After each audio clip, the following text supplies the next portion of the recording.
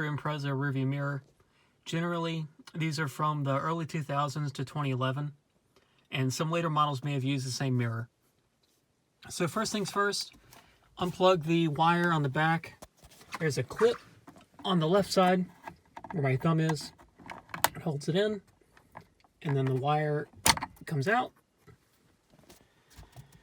Then you take this wire shield that's on your windshield. It covers up the wires. And it just snaps on both sides and just kind of wiggle it loose. Then the way your mirror is mounted is that it's rotated into the locking puck on your actual windshield. Take the entire mirror assembly, holding it at the base, rotate counterclockwise, and it comes off like that. Now that we have the mirror off, you're going to want to access the circuit board inside. All you do is pry off these two pieces of plastic, pry them apart, start from the bottom, get a little plastic wedge tool in the bottom and work your way around. The clips on the side are the strongest, and then you work all the way to the center of the top.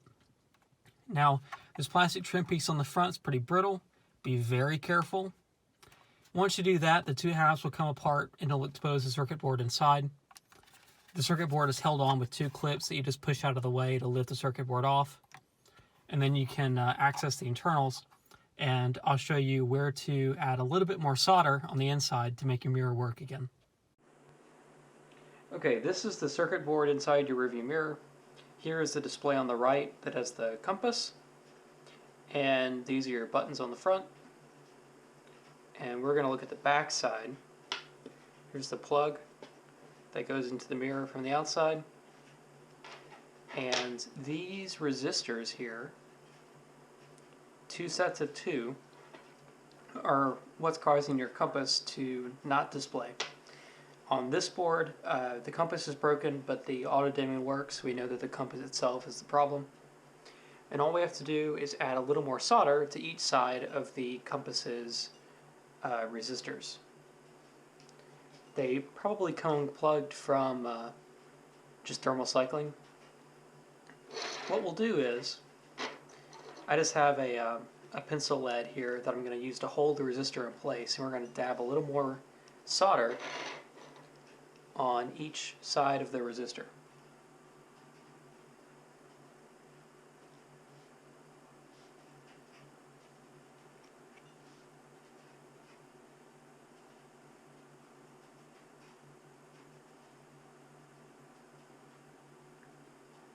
I'm having to hold the resistor in place because the solder is actually how it's attached to the board. So if you don't hold it down, it'll slide around. It's not bad. You just have to put it back where it was.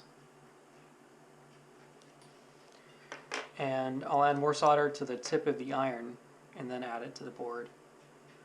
Make sure I don't overshoot too much on solder. So we're doing the bottom sides of the resistors now. I apologize if it's in shadow. This is not the most technical job, but it's doable this way just because there's not that much on the board anyway.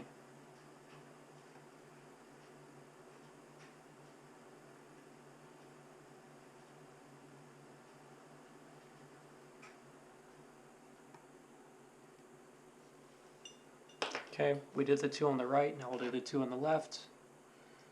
I don't know that all four are bad, but it's just easiest to do all of them.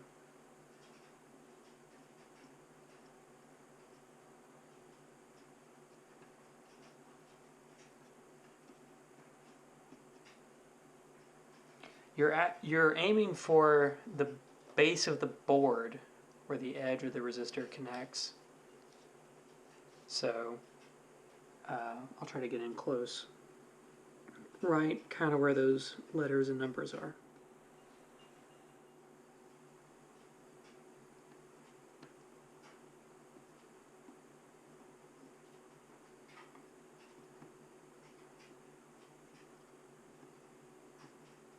This is not usually how you would update surface mount components, but it's a pretty cheap rearview mirror. And I'll add a little bit more over here.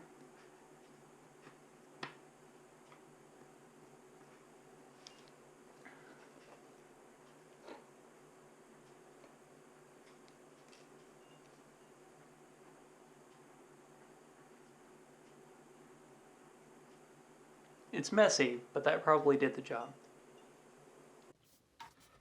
And here is the second compass motherboard. It's a spare that I had because I bought a replacement that didn't work. But now our compass lights up. So it really is just a little bit more solder on those 4 pairs of resistors.